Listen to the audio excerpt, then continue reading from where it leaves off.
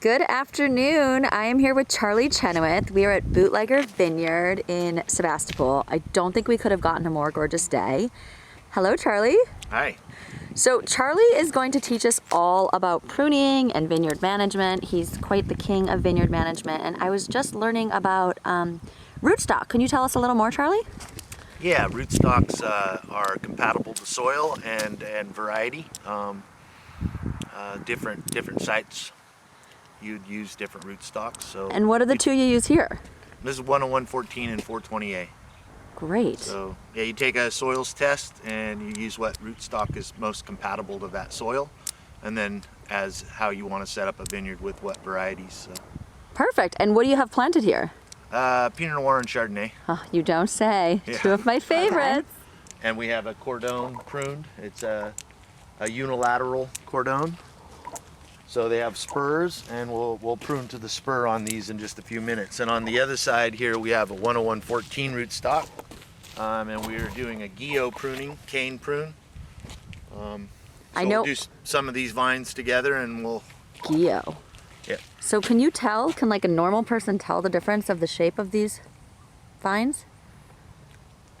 Shape to tell you what kind of pruning it is? Well, you were saying the Guyot versus the other one. Yeah, so this is cordon and this is Guyot, so they're totally two different pruning styles. Oh, pruning styles. I thought we were talking about vine styles. No, well. Okay. I got a lot to learn. The vine's got to have style too, but.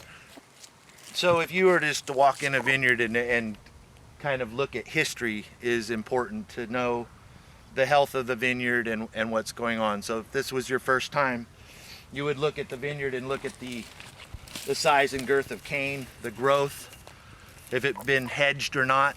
All those signs will tell me that it was very healthy last year if I hadn't been here last year. What is hedging? Hedging is where we cut the tops, where they grow too far and they'll start rolling over. So we send a machine through to hedge the tops. Okay. So in some vineyards you'll walk into, they won't have this kind of energy, and then they won't make the top wire, or they'll be very topped off at that point. So to just look at history is important, and now you can see that all of this vineyard is very healthy. It looks so lush and gorgeous and beautiful. Like, look how bright and vivid the green grass is. And then we'll just do a vine again real quick like this one, but what you're always going to do is take the furthest cane off, go 2 buds plus basil often, because basil isn't always fruitful. So we'll go ahead and prune some of these off real quick. So basil literally grows on the branch? Yeah, it's the closest bud into the plant. So we often won't count that. We'll go basil plus 2 buds. So again, we're taking off this furthest one out. We're gonna go basil plus 2 buds. And you always leave about a fingertip away from the bud too, because there'll be a little dry back to the bud. So basil plus 2. Here guys, this is what he did a little while ago, just to get you a close-up.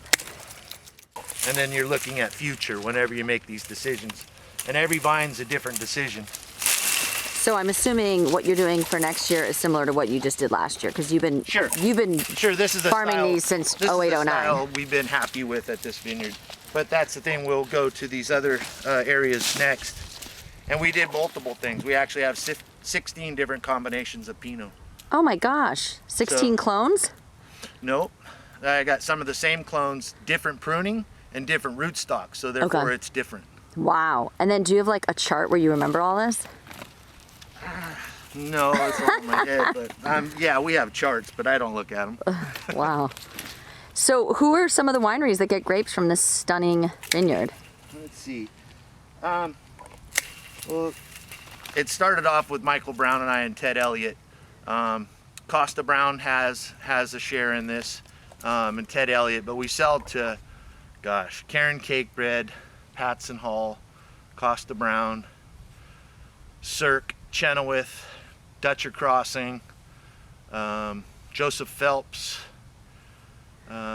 Quite the lineup. I love all those brands. And a few others. So yeah.